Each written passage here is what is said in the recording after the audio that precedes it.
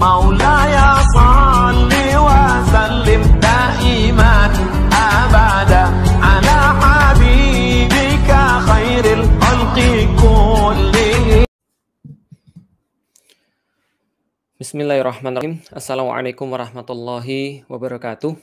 Alhamdulillah, puji dan syukur senantiasa kita panjatkan kepada Allah Subhanahu wa taala. Begitupun juga salawat dan salam semoga tercurah dan terlimpahkan hanya kepada Rasulullah Muhammad sallallahu alaihi wasallam. Senantiasa kita berdoa kepada Allah, ya Allah, jadikan kepada kami ilmu-ilmu yang bermanfaat, mudahkan kepada kami ilmu-ilmu yang membuat kami senantiasa bisa taat kepada Engkau ya Allah, dan mudah-mudahan ilmu-ilmu yang Allah tambahkan kepada kita adalah ilmu-ilmu yang senantiasa membawa kita lebih dekat kepada Islam, bukan justru menjauhkan kita daripada Islam.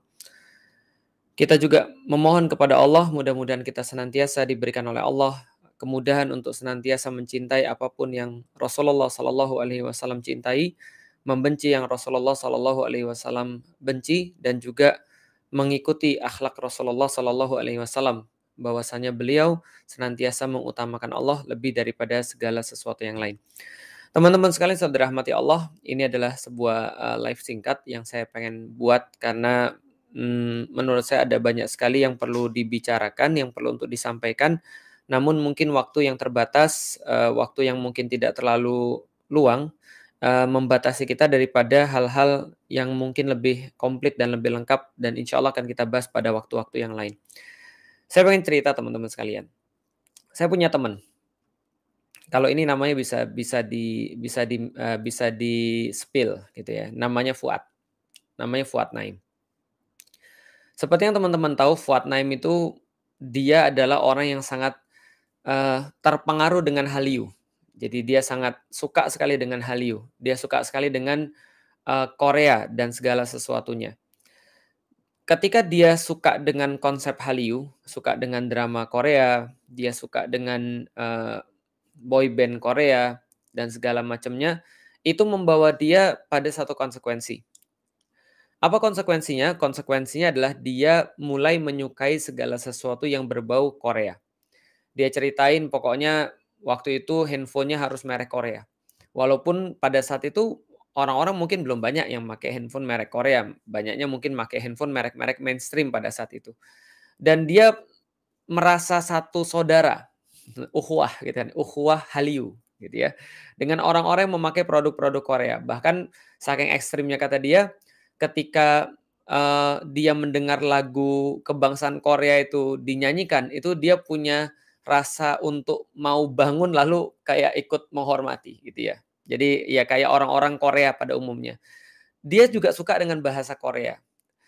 Dia mulai ketika temennya ngobrol sama dia ngomong anyong gitu ya, lalu kemudian apalagi cinca gitu kan, dan segala macam, saya nggak tahu lah. Tapi yang jelas dia bilang sampai waktu itu catatan-catatan kuliah dia itu berbahasa Korea. Intinya adalah suka kepada drama Korea pada awalnya menjadikan dia menstandarkan kebaikan itu adalah Korea. Atau dia itu menjadikan Korea itu sebagai sesuatu yang keren bagi dia. Sesuatu yang bagus bagi dia. Dan dia benar-benar menyukai segala sesuatu yang berbau dengan Korea.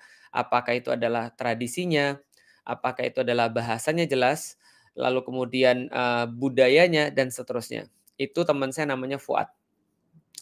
Saya punya teman yang lain, saya nggak bisa spill namanya, karena ini berkaitan dengan sesuatu yang nggak baik. Dia sangat tidak suka dengan segala sesuatu yang berbau India. Bukan saya ya, saya terpengaruh dia aja gitu ya. Saya punya teman, dia nggak suka dengan segala sesuatu yang berbau India. Menurut dia India tuh norak. Menurut dia India itu nggak masuk akal. Menurut dia India itu over gitu ya. Itu yang dilihat oleh dia dari film-film India. Ketika dia nggak suka sama film India dan apa ya, yang dia saksikan itu ternyata tuh merembet kepada yang lain. Dia nggak suka orang berbahasa India. Dia nggak suka dengan budaya India. Dia juga sering mengkritik apa yang dilakukan oleh orang-orang India, misalnya dalam kebersihan, dalam kemudian aktivitas, kehidupan, dan seterusnya. Pokoknya India tuh semuanya adalah sesuatu yang tampak salah di mata dia. Kenapa? Karena dia tidak suka apa yang dia saksikan mungkin budaya India yang merembet kemana-mana. Oke, saya mau ngambil contoh lagi. Saya punya keluarga yang dia itu pernah menyaksikan penjajahan pada zamannya Jepang. Dan bagi dia Jepang tuh selalu salah. Bagi dia Jepang tuh selalu nggak bagus. Berlainan dengan saya adalah produk Jepang. Saya adalah produk yang dari kecil itu seneng banget dengan Jepang. Saya nonton, anime Jepang, saya nonton Satria Baja Hitam, saya nonton Google Five, saya nonton Sesshomaru gitu ya, yang semuanya itu berbahasa Jepang dan saya menjadikan Jepang tuh sebagai kiblat saya. Saya main game, gamenya dari Jepang. Saya baca komik, komiknya dari Jepang, Kung Fu Boy gitu kan ya, lalu kemudian Dragon Ball dan segala macam. Segala sesuatu yang berbau Jepangan itu menarik bagi saya.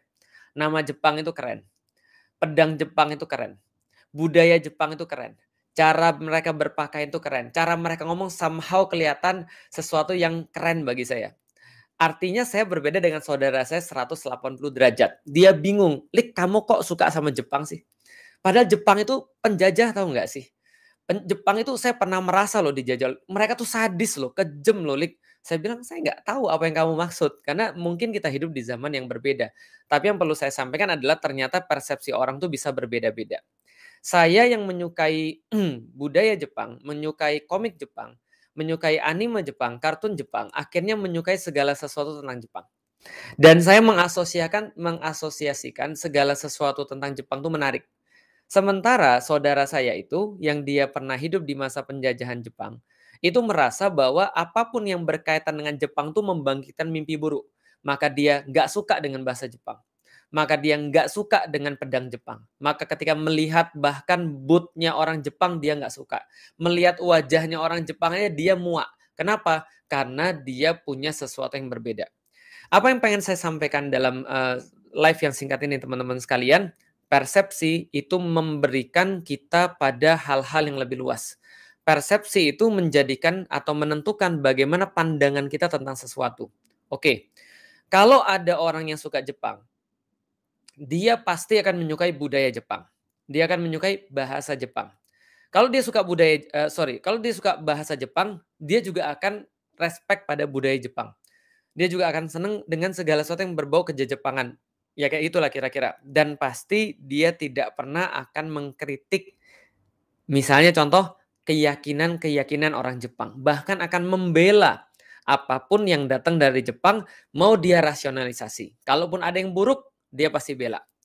Kalaupun ada sesuatu yang tidak maksimal, dia punya kecenderungan untuk mengadvokasi itu semua. Kenapa? Karena dia sudah suka.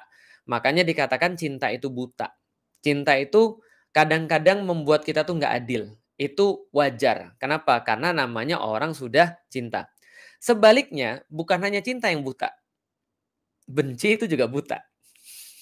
Karena kalau orang sudah tidak suka pada sesuatu, maka dia tidak mau tahu dan tidak mau cari tahu, bahkan kalaupun dia tahu, dia berusaha untuk menafikan. Dia berusaha untuk mengingkari. Kalau sudah benci sama sesuatu atau seseorang, mau dia itu berjasa, mau dia itu punya kontribusi, mau dia itu punya partisipasi, bahkan nolong orang yang benci dia, orang benci memang nggak punya ditolong karena benci itu sebagaimana cinta, dia buta, dia nggak bisa ngelihat. Orang sudah nggak suka sama Jepang, dengar suaranya aja nggak mau. Lihat benderanya aja pengen bakar. Gitu kan ya. Ngelihat sesuatu yang baik dia bilang, "Allah itu pencitraan." Ngelihat sesuatu yang manfaat dia bilang, "Kita bisa melakukan yang lebih baik daripada itu." Dia pokoknya nggak suka aja. Kenapa? Karena dia sudah punya persepsi yang negatif. Oke, teman-teman sekalian. Apa sih yang mau saya sampaikan?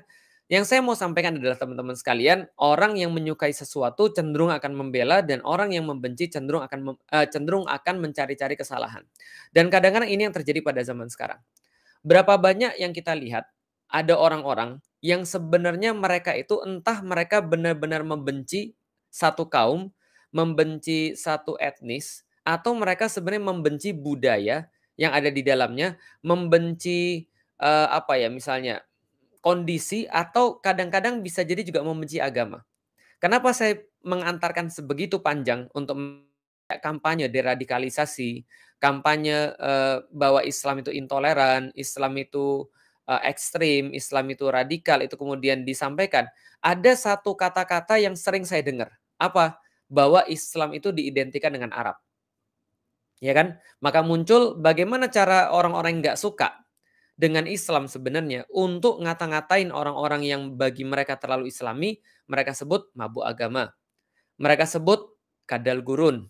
Mereka sebut unta padang pasir dan seterusnya. Kenapa? Karena mereka berusaha untuk mengidentikan antara Islam itu sama dengan Arab. Nah, kalau ini yang terjadi teman-teman sekalian, artinya berdasarkan contoh yang sudah kita bisa ambil di depan, kita bisa untuk berpikir ataupun berasumsi, mengira-ngira, jangan-jangan kebencian dia terhadap Arab atau kebencian orang-orang yang memang nggak suka terhadap Arab itu jangan-jangan diawali atau diinisiasi oleh kebenciannya terhadap Islam. Karena orang benci Arab itu bisa jadi benci Islam. Dan orang benci Islam bisa jadi ikut-ikutan benci Arab. Seperti yang saya sampaikan dalam cerita di awal tadi. Cuman masalahnya adalah kadang-kadang ada orang-orang yang mereka tidak sanggup atau tidak berani untuk nyerang Islam, akhirnya nyerang Arab. Kan gitu sebenarnya. Makanya mereka itu mengidentikan Islam dengan Arab. Contoh misalnya, kemarin ada pernyataan, Islam bukan orang Arab, Tuhannya Islam, Allah bukan orang Arab. Atau Allah bukan orang Arab. Pertanyaannya adalah kalau saya selain mempermasalahkan pernyataannya itu, saya juga mempermasalahkan kenapa harus orang Arab? Kenapa nggak Tuhan itu bukan orang Indonesia? Atau Tuhan itu bukan orang Inggris? Atau Tuhan bukan orang Eropa? Atau Tuhan bukan orang Cina misalnya? Ya kan ya? Nah, kenapa nggak kata-katanya orang yang lain, etnis yang lain, tapi harus etnis Arab? Berarti ada sentimen terhadap Arab di situ. Baru-baru lagi kemudian ada yang bilang, Arab itu kalau seandainya nggak punya Ka'bah, itu dia nggak ada kehormatan. Dia tuh nggak ada apa-apanya. Arab tuh barbar, jelek, sadis, dan seterusnya. Nah, ada apa ini sebenarnya? Ucapan-ucapan kebencian terhadap Arab yang saya melihat itu adalah ungkapan kebencian terhadap Islam sebenarnya. Karena mereka dari awal konsisten mengaitkan antara Islam dengan Arab. Sehingga ketika mereka menjelekkan Islam, sehingga ketika mereka menjelekkan Arab, maka mereka ingin mendistorsi atau menjelekkan Islam juga. Contoh deh, kayak gini ya. Oke, coba kita lihat. Kata-kata di balik itu. Kalau ada orang mengatakan Arab itu dulu nggak punya kehormatan, Arab tuh nggak punya budaya, Arab itu nggak punya nggak punya peradaban, Arab itu kacau balau, Arab tuh tersesat. Oke, nggak sepenuhnya salah karena memang Allah sendiri mengatakan di dalam Al-Qur'an bahwasanya wa in kanu min qablu lafi dhalalim mubin. Allah sampaikan bahwa sebelum datangnya Islam, sebelum datangnya Rasul, sebelum datangnya Al-Qur'an, orang-orang yang ada di Arab itu mereka dalam kesesatan yang mubin, yang nyata. Betul, sebelum datang Islam. Tapi mengatakan bahwa mereka itu adalah nggak punya kehormatan, enggak juga sih sebenarnya. Karena secara faktual justru orang-orang Arab itu punya honor yang sangat tinggi sekali. Karena itulah mereka dalam tanda kutip kadang-kadang berperang itu untuk mempertahankan kehormatan. Ya kayak orang-orang Bugis lah, dia punya siri gitu misalnya ya. Dia punya kehormatan yang tinggi sekali. Dia nggak boleh misalnya kalau seandainya istrinya diganggu atau dirinya diganggu, bahkan diomongin. Nah, itu adalah bentuk daripada kehormatan yang mungkin ada sebelum adanya Islam atau adanya Indonesia. Kita tidak bisa bilang sebelum adanya Indonesia orang-orang Bugis, orang-orang Jawa, orang-orang Padang, orang Minang, mohon maaf, atau orang-orang Betawi nggak berbudaya atau nggak punya kehormatan, nggak bisa juga bilang gitu. Tapi balik lagi ya, memang ada saya pikir sebuah usaha untuk mengaitkan antara Arab dan Islam sehingga ketika dia mengkritik Arab, dia jadi mengkritik Islam. Cuma karena nggak berani langsung mengkritik Islam, ya karena itu dia mengkritik Arab. Menyamakan Arab dengan keterbelakangan. Menyamakan Arab dengan sesuatu yang negatif, sadis gitu kan ya. Lalu kemudian barbar, lalu kemudian main bunuh dan seterusnya. Seolah-olah mereka mengatakan bahwa Islam ini adalah agama yang barbar. Kayak gitu kan sebenarnya intinya. Dan apalagi yang mereka coba untuk lakukan? Pertama, mengidentikan antara Arab dan Islam sehingga apapun yang terjadi di Arab, ketika mereka menjelek-jelekkan Arab, mereka berharap itu kemudian jadi menjelek-jelekkan Islam juga. Yang kedua teman-teman sekalian yang tidak kalah bahayanya adalah ketika mereka mau mengaitkan antara Arab dengan Islam, berarti mereka coba ingin mengatakan bahwa tidak mesti kamu itu beragama Islam. Karena Islam itu adalah agamanya orang Arab. Bukan agamanya orang Indonesia. Nggak cocok di Indonesia. Makanya muncul kata-kata mau-maunya dibohongin sama orang Arab. Gitu kan ya. Mau-maunya kalian itu diperdaya sama orang Arab. Saya masih ingat banget ketika saya masuk Islam, saya itu pernah diomongin sama saudara saya dengan omongan yang sangat menyakitkan. Dia bilang, "Alalik, kamu tuh," dia bilang dalam bahasa Palembang, "Kamu tuh dikolake sama wong Arab. Kamu tuh dibohongi sama orang Arab. Mau-maunya itu kan agama Arab. Karena Muhammad kan orang Arab. Lihat Al-Quran tuh berbahasa Arab. Makanya mau-maunya kamu tuh dibohongi sama orang Arab." Nah ini perkataan-perkataan yang sama sebenarnya. Artinya mereka cobain mengatakan pada umat muslim bahwa ini adalah agama Arab. Karena kamu orang Indonesia, harusnya kamu jangan mau sama kayak orang Arab. Yang mereka itu barbar, yang mereka tuh nggak ngerti, yang mereka itu bodoh, yang mereka nggak punya kehormatan. Dan mereka dikasih Islam untuk mereka. Nah, Islam di sini tuh berbeda dengan Islam di sana. Nah, itu pengen mereka katakan kan gitu.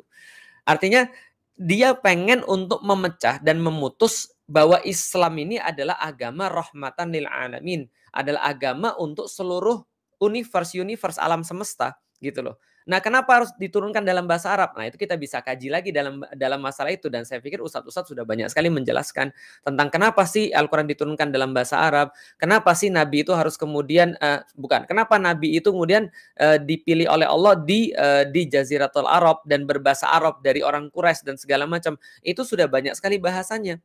Tapi orang-orang ini ingin mengidentikan antara Arab dengan Islam supaya memberikan sebuah impresi, memberikan sebuah kesan bahwa kamu tuh nggak harus loh beragama Arab gitu loh. Jadi Islam tuh dianggap agama Arab. Ah gitu. Jadi kalau orang Indonesia tuh harusnya beragama lokal. Sehingga agama Islam itu disamakan dengan agama Jawa, agama Sunda, agama Sumatera, agama apa dan segala macam. Jadi tidak lebih daripada sesuatu yang bersifat rendah. Padahal Islam ini bukan agama yang diturunkan untuk orang Arab. Di dalam Al-Quran itu sendiri disampaikan, ya mbok ya dibaca, kita syahrul Ramadan alladzi unzila fihil Qur'an hudalin nas. Dia adalah petunjuk bagi manusia, bukan hanya petunjuk bagi orang beriman, bahkan petunjuk bagi manusia, bukan petunjuk bagi orang Arab. Walaupun kemudian Allah katakan dalam bahasa Arab yang jelas Al-Quran itu. Tapi untuk apa? Untuk memperingatkan kepada manusia. Menjadi huda, petunjuk bagi manusia. Memberikan kabar gembira bagi manusia. Memberikan kemudian peringatan bagi manusia, kan gitu kan.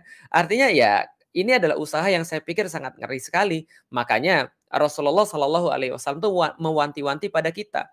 Bahwasanya siapapun yang membenci orang Arab, gitu kan ya, menipu orang Arab, dia tidak termasuk orang yang mendapatkan syafaat Rasulullah. Kenapa? Karena gini loh, teman-teman sekalian. Memang betul, Islam itu bukan Arab. Betul. Tapi kan mereka kan pengen mengidentikan Islam dengan Arab. Jadi seolah-olah kemudian beragama Islam itu beragama Arab. Maka seolah-olah kalau mereka kemudian ngelihat kita Islami, mereka bilang kadrun. Kan gitu. Mereka lihat ada orang Islami, mereka bilang unta Arab. Kan gitu. Jadi mereka berusaha ingin mengidentikan antara Islam dengan Arab gitu loh. Ketika kita kemudian berusaha untuk menunjukkan identitas keislaman kita dibilang padang pasir gitu kan ya. Ini kan yang mereka mau sebenarnya. Kerudungan itu mereka bilang alah zaman dulu padang pasir kan gitu. Nah, jadi sebenarnya mereka ingin mengidentikan Islam dengan Arab. Dan kita sudah tahu Islam itu bukan Arab. Kenapa Islam itu bukan Arab? Buktinya ada orang Arab yang menentang Islam. Itu udah jelas dari dulu. Islam bukan Arab. Dan menjadi Arab tidak mesti dia jadi Islam. Ya buktinya sudah kita tahu, sampai sekarang pun banyak orang-orang Arab yang juga beragama selain Islam. Jadi berislam nggak harus Arab, menjadi Arab nggak mesti jadi Islam. Nggak ada otomatis. Tapi teman-teman sekalian, jelas sekali bahasa Quran adalah bahasa Arab. Rasulullah adalah orang Arab. Sehingga memang tidak bisa dipisahkan juga sebenarnya antara Islam dengan Arab. Karena berbahasa Arab berarti berbahasa Al-Quran. Karena nggak mungkin orang ngerti Al-Quran kecuali dia mengerti bahasa Arab kan gitu sebenarnya. Dan nggak mungkin mereka tahu Rasulullah Shallallahu Alaihi Wasallam secara utuh kalau mereka tidak mempelajari sejarah Arab. Kalau mereka tidak mempelajari sejarah bagaimana kemudian tempat di dalam Al-Quran diturunkan. Dan saya rasa itu adalah sesuatu yang fair, sesuatu yang wajar. Ya jangankan bicara tentang Islam lah. Jangankan bicara tentang agama lah. Ya si Fuad aja tuh ketika dia kemudian nonton film Korea, drama Korea dan segala macam. Terus ditanya sama orang, cita-citamu pengen kemana? Ya pengen ke Korea. Gitu kan ya. Ada orang yang suka drama India. Cita-citanya kemana? Pengen ke India. Tanya sama orang-orang Kristen gitu kan ya. Mereka mau pergi kemana? Yerusalem kata mereka. Tanya sama orang-orang yang kemudian ya suka sama sesuatu. Dia pengen pergi kemana? Ya dia pasti pengen pergi ke tempat yang dia suka. Tanya bahasa apa yang dia suka, dia pasti suka bahasa yang yang dia terpengaruh dengan itu. Saya misalnya, kalau saya ditanya sebelum saya masuk Islam, bahasa apa yang pengen saya pelajari? Inggris lah, jelas gitu kan ya, karena Inggris saya bisa kemana-mana. Setelah Inggris apa? Jepang. Gitu kan ya. Oh bukan bahasa Cina? Enggak.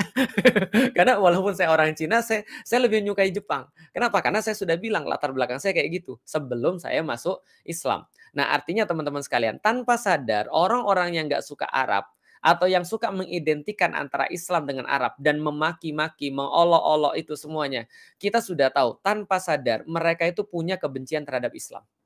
Kok kita bisa mengatakan begitu? Iya, hampir pasti begitu. Kenapa? Karena ternyata kalau Arabnya bawa duit, mereka terima. Kalau Arabnya kemudian ngasih mereka makan, mereka suka. Kalau Arabnya kemudian ngasih mereka keuntungan, mereka happy. Gitu loh maksudnya. Berarti yang dibenci sebenarnya bukan Arab. Bukan orang Arab, tapi yang dibenci sebenarnya adalah agama Islam. Karena mereka selalu mengaitkan antara agama Islam dengan Arab dan mengkritik dengan cara seperti itu. Ada orang yang pengen menerapkan syariat Islam, mereka bilang kadrun, mereka bilang apa? Unta padang pasir, pengen balik lagi ke zaman pasir ya mas. Ada orang kerudungan, mereka kritik, Allah kayak orang Arab aja kamu, dikit-dikit Arab dan segala macam. Kalau nggak Arab sekarang Taliban dan segala macam, ya kan gitu. Intinya adalah mengidentikan sesuatu yang buruk, yang mereka citrakan buruk, yang mereka citrakan negatif, lalu diidentikan dengan Islam. Nah, sekarang ini Arab yang dipilih. Dari dulu sih sebenarnya, bukan sekarang. Dari dulu, itu yang kemudian dilakukan. Nah, dan saya pikir ini adalah sesuatu hal yang harus diwaspadai. Jadi jangan ikut-ikutan teman-teman sekalian. Jangan ikut-ikutan. Memang dari awal kita juga sudah sadar. Antum lihat dari awal saya nggak pernah bersorban. Untuk nyampein apa sih salah satunya? Untuk menyampaikan bahwa untuk menjadi seorang muslim Anda tidak harus bersorban. Gitu maksudnya. Untuk menjadi seorang muslim Anda nggak harus pakai peci. Untuk menjadi seorang muslim Anda nggak harus pakai jubah.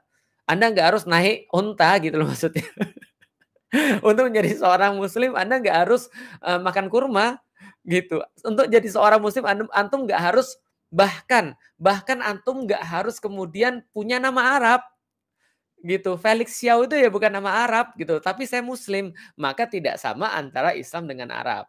Sehingga kalau ada orang zaman sekarang mengkritik Arab, mengolok-olok Arab gitu kan ya, dan mereka kemudian, kayak memaki-maki Arab, kita harus kasih tahu pada mereka, kita bukan bela Arabnya, tapi yang kita bela adalah Islamnya. Karena yang mereka lakukan adalah mengidentikan antara Arab dengan Islam. Itu yang sangat berbahaya sekali. Dan ini adalah sesuatu problem besar. Makanya menurut saya omong kosong aja. Omong kosong aja ada orang yang bilang bahwa, oh kami tuh toleran terhadap segala sesuatu. Kami tuh menerima pendapat open mind terhadap segala sesuatu. Lah open mind gimana ceritanya? Anda bilang Anda open mind, tapi Anda dalam kepala Anda ada batu yang mengatakan bahwa Arab itu pasti jelek. Anda bilang Anda itu toleran, tapi Anda nggak bisa terima praktik orang-orang atau justru yang ngomong sendiri yang melakukan kekerasan, melakukan sebuah persekusi, melakukan sebuah hal yang bersifat fisik untuk mempertahankan pendapatnya dan menghilangkan pendapat orang lain. Artinya saya pikir ya ini semakin jelas menunjukkan pada kita dan semoga semua daripada kita menjadi orang-orang yang sadar bahwasanya menjelekkan Arab itu bisa jadi menjelekkan Islam. Kalau kita tanpa sadar melakukannya dan sampai kemudian kita menjelekkan Arab atau menjelekkan orang-orang Arab dan itu membuat orang jadi tidak respect dengan Islam, berarti kita sebenarnya sudah menghancurkan agama sendiri. Sekali lagi, Islam belum tentu Arab. Dan menjadi Arab nggak wajib Anda jadi seorang Muslim. Nggak mesti Anda jadi seorang Muslim.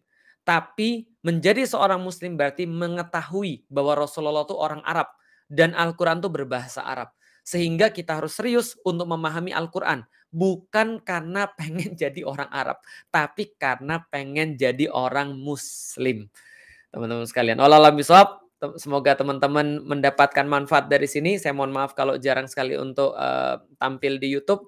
Ini ada kesempatan saya manfaatkan dan mudah-mudahan ada banyak kebaikan yang bisa diambil daripada hal ini. Mengenai kalau ada orang-orang kayak gitu ya udahlah. Memang sudah saatnya mereka keluar. Memang sudah saatnya mereka itu menunjukkan jati dirinya kayak apa.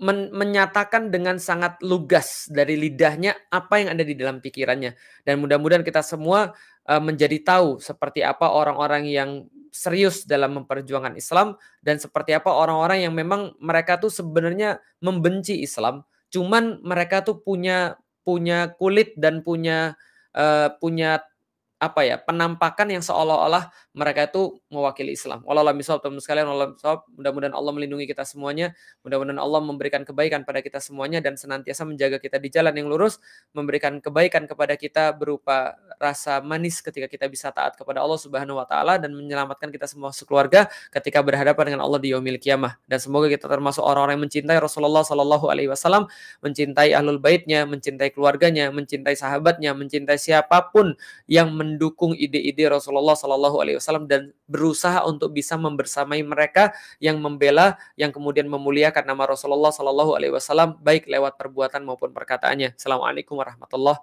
wabarakatuh.